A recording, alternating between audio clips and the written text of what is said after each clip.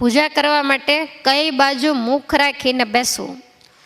તો પૂર્વ દિશા અથવા ઉત્તર દિશા. હવે મંદિરમાં પૂજા કરવા બેઠા હોય, કોઈ મોટા મંદિરો હોય, તો એની અંદર સ્થાપિત દેવ જે બિરાજતા હોય એની સમક્ષ મુખ રાખીને પૂજા કરવા માટે બેસવું. એમાં દિશા જોવાની કોઈ જરૂર નથી.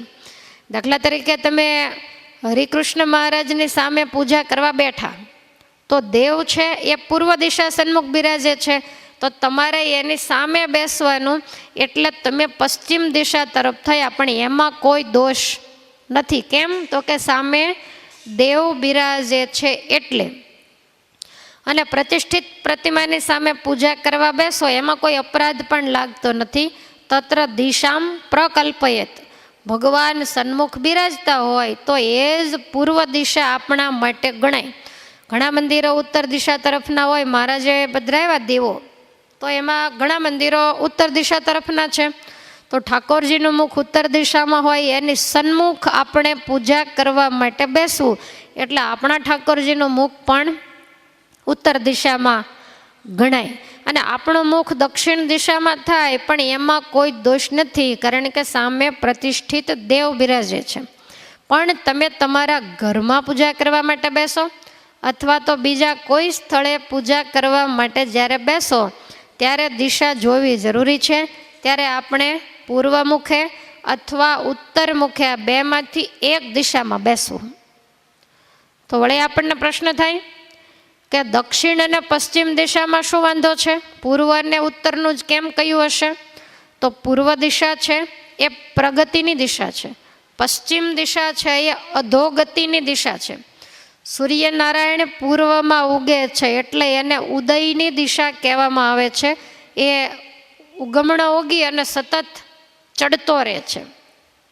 એટલે પૂર્વ દિશા સામે મુખ રાખે તો એને દિવસે દિવસે દરેક ક્ષેત્રની અંદર પ્રગતિ થાય છે. અને પશ્ચિમ દિશા એવી છે કે ત્યાં સૂર્ય ઢળતો જાય છે, એટલે ઢળતી દિશા સામે મુખ રાખીને ક્યારેય પણ ન બેસવું. વળી ઉત્તર દિશા છે એ દેવની દિશા ગણાય છે, દક્ષિણ દિશા છે એ અસુરોની દિશા ગણાય.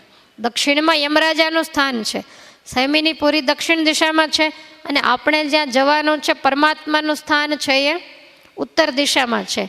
માટે આપણે ઉર્ધ્વ ગતિ કરવાની છે, એટલે ઉત્તર દિશામાં બેસવું. દક્ષિણ દિશામાં બેસવાથી અધોગતિ થાય છે. એટલા માટે દિશાનું ખાસ ખ્યાલ રાખીને બેસવું. ક્યાંક યાત્રા વગેરેમાં ગયા હોઈએ, ખુલ્લા મેદાનોની અંદર ઉતારો હોય, સૂર્યદેવ ઉગ્યા ન હોય, વહેલી સવારે પૂજા કરવાની હોય, અને આપણી પાસે જ્યારે કોઈ દિશાનો આધાર ન હોય, તો એ સમયે અમે લોકો પૂજામાં હોકાયંત્ર રાખતા હોઈએ. એટલે ક્યાંય પણ ગયા હોય એટલે આપણને તરત જ એ દિશા બતાવે કે આ દિશા ઉગમણે કહેવાય કે આ આથમણે કહેવાય. તો એવું ન હોય તો તમે ક્યાંય પણ ગયા હો તો જે દિશા તમને યોગ્ય લાગે એ દિશામાં બેસી અને એવી કલ્પના કરવી કે મહારાજ આમાં તો કંઈ ખબર પડતી નથી, પણ હું ઉત્તર દિશામાં બેસી અને આપનું પૂજન કરું છું. એટલે મનથી દિશાની કલ્પના કરી અને પૂજામાં બેસવું. હવે બતાવ્યો છે આચમન વિધિ. તો પૂજા કરવા માટે જ્યારે બેસીએ ત્યારે સૌ પ્રથમ શું કરવું? આચમન કરવું. તો હવે આચમનની અંદર પોતાના જમણા હાથને ગોકર્ણની જેમ બનાવવો. એટલે કે મધ્ય આંગળીના મધ્ય ટેરવા પાસે અંગૂઠો લાવવો. કયા હાથે આચમન થાય? જમણા હાથે. તો એને ગોકર્ણ જેવો બનાવો. આ મધ્ય આંગળી એનું મધ્ય ટેરવું તમે આ રીતે રાખો એટલે ગાયના કાન જેવી આકૃતિ થાય અને અહીંયા વચ્ચે બરોબર જગ્યા થાય. તો આવી રીતે રાખી અને પછી જળ હાથમાં લેવું. હવે કેટલું લેવું? પછી ટબુડિયું પી જવાની ના હોય સવારના પોરમાં, એનું માપ હોય. તો યાજ્ઞવલ્ક્ય ઋષિ એવું બતાવે છે કે માસ મજ્જન માત્રમ તું સંગુહ્ય પીબેદપહ. હાથની હથેળીમાં આવો ગોકર્ણનો આકાર કરી અને અડદનો દાણો બુડે એટલું જળ લેવું. માસ કહેતા અડદ, તો એ ડૂબે એટલું જળ. એટલે આપણે એક ચમચી કે આચમની કે કાંઈ પણ લઈએ, અથવા તો એમને એમ જ તમે પાત્રમાંથી ધાર કરો તો એ આપણને અંદાજ તો આવી જ જાય કે આ અડદનો દાણો બુડે એટલું થયું. પીવાનું નથી. શું કરવાનું છે? આચમન કરવાનું છે, એટલે એમાં અલ્પ જળ હોય. તો એટલું જળ લઈ અને પરંપરામાં બોલાતા મંત્ર એવા છે કે પહેલી વખતે જ્યારે લઈએ ત્યારે ઓમ શ્રી નારાયણાય નમઃ, બીજી વખતે આચમન કરીએ ત્યારે ઓમ શ્રી વાસુદેવાય નમઃ, અને ત્રીજી વાર આચમન કરીએ ત્યારે ઓમ શ્રી વિષ્ણવે નમઃ. આ રીતના મંત્ર છે. સદગુરુ ગોપાળાનંદ સ્વામીએ મહાપૂજા વિધિના આચમન માટે 3 મંત્રો અલગ બતાવ્યા છે. તમે પૂજામાં 2માંથી ગમે તે બોલી શકો.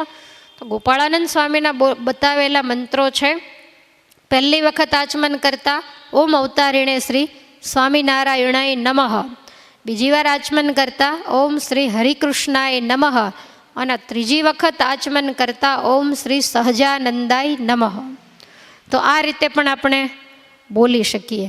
તો એ રીતે 3 વાર આચમન કરવું. અને યમ સ્મૃતિ એવું બતાવે છે કે તાવન્નોપસ્પૃશેત પ્રાગનો યાવદ વામમ ન સંસ્પૃશેદ. ડાયો માણસ છે એ ડાબો હાથ જમણા હાથને અડાડ્યા વિના આચમન ન કરે. ખ્યાલ આવ્યો તમને? આ રીતે જળ લીધું પછી એમને સીધા ફાકડા મારવાના નથી, પણ આ હાથનો આ રીતે સપોર્ટ આપીને પીવાનું છે. કદાચ આ ભાગ બહારના હોઠે અડે તો એમાં કોઈ દોષ નથી, કારણ કે 3 વાર પીધા પછી આપણે સહેજ એને 1 ચમચી જળથી સાફ કરી નાખતા હોઈએ છીએ. પણ તમે એમને એમ દૂરથી ઉડાડો અને કદાચ કપડા ઉપર પડે તો વળે પાછું બધું બગડે. એટલે એ રીતે આચમન કરવાનો વિધિ બતાવ્યો. તો પૂજામાં બેઠા, આસન વગેરે બિછાવ્યા પછી શું કરવું? તો કે પહેલું આચમન કરવું, અને ત્યાર પછી પૂજાને પાથરવાની હોય છે. ઘણા ભાઈઓ એમને એમ પણ પહેલાં તિલક ચાંદલો કરીને પછી પણ પૂજા પાથરતા હોય છે. તો એ કોઈ પણ રીતે કરી શકાય, પણ પૂજા પાથરી અને પછી કરો તો વાંધો નહીં. અને તમે લોકો કદાચ ચિત્ર પ્રતિમા હોય એટલે ચાંદલો વગેરે તો ખાસ મૂર્તિને કરવો જરૂરી નથી. આપણે આ એક્રેલિકના હરિકૃષ્ણ મહારાજ જે રાખતા હોઈએ એને કદાચ કરો તો એમાં કોઈ દોષ નથી, પણ બધું બગડે એવું નહીં કરવાનું. બરોબર, આ તમને ઘણી વખત વિચાર થતો હોય કે હાથમાં રોજ શોખના ચાંદલા કરતા હશે. આ શોખના ચાંદલા નથી. સવારમાં ઠાકોરજીની જ્યારે પૂજા થાય ત્યારે પહેલાં આ હાથમાં જળનું ટીપું મૂકવામાં આવે, ત્યાર પછી ચંદન મૂકવામાં આવે, ને ત્યાર પછી એના ઉપર કુમકુમ લગાવવામાં આવે. પછી અમારે પાસે કંઈ બીજા કામકાજ હોય નહીં એટલે હાથમાં ચાંદલો એવો ને એવો રે, અને તમારે તો તરત ભૂસાઈ જતો હોય. પણ એ ચાંદલાની ખૂબી છે, તમને કોઈ દી વાંકો ચૂકો જોવા? બધા કામની અંદર ચોકસાઈ ડાયો માણસ રાખે. ઘણા તમે જુઓ તો ચારેય બાજુ એમ ગમે તેમ રગેડા કર્યા હોય, તો એ પણ ખૂબી છે. કારણ કે અહીંયા આ બધી જે આપણી રેખાઓ હોય ને એમાં પાણી, ચંદન એ બધું રેલાતું હોય છે. પણ તમે ધ્યાન રાખીને કરો તો એવું ક્યારેય કાંઈ થતું નથી. પછી આ રીતે આપણે આમાં જે કંકુ હોય, ભાઈઓ હોય તો ચંદન વગેરે કાંઈ પણ હોય, અથવા તો એ ચંદન ઘોળવાનું જ રાખતા હોય, એ બધા કરતાં સારું. પછી હાથ ધોવા ક્યાં જવા? અમારે તો પૂજામાં પાણીની ડીશ બધું હોય એટલે વ્યવસ્થિત હાથ ધોવાઈ જતા હોય. તો એ રીતે પછી તમે આને હાથ ધોવો નહીં તો જ્યાં અડો ત્યાં આના ડાઘા લાગે, એટલે એને પછી બરાબર ધોઈ પણ નાખવો પડે.